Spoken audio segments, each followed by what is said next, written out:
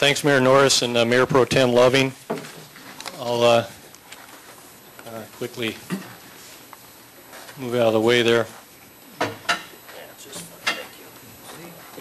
In 1923, a gauge was installed in the Skagit River at the Dalles Bridge near Concrete, and that gauge has been continuously recording river level information ever since. And that information, when it's adjusted for the effects of dam storage, looks like this. I think we're going to get the lights dimmed here in a second.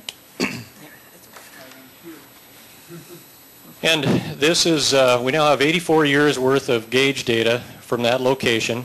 And, you know, this is real information. This is solid stuff. There are minor disagreements around the fringes of just what those unregulated wintertime peak flows should be, but generally it's very minor. And so this is the 84-year record that we have.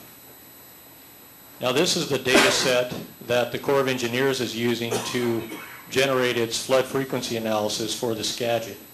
And the Corps has included 4 historic flood estimates, the flood of 1897, 1909, 1917, and 1921.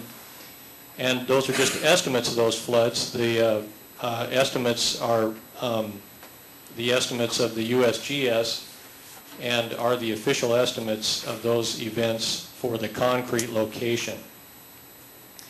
Now if you look at this data that the Corps is using, you can, obviously it's quite apparent that within a 25-year period,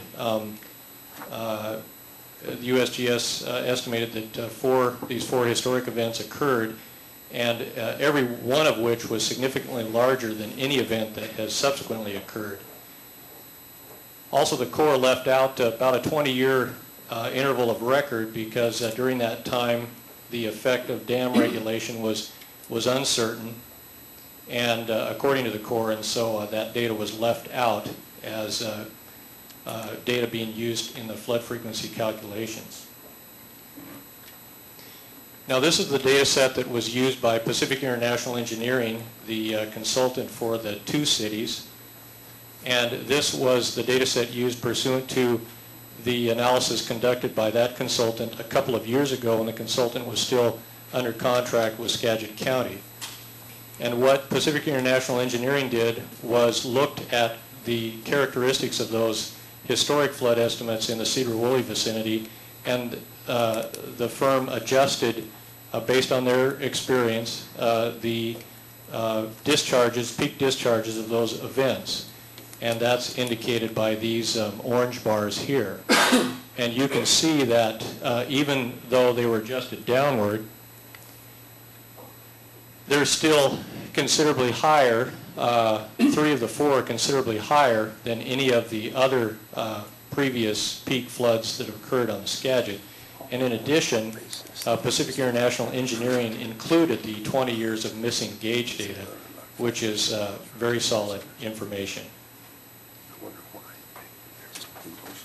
Now, as it so happened, for those historic flood events, there were also discharge estimates made at Cedar Woolley. This is based on stage measurements at Cedar Woolley.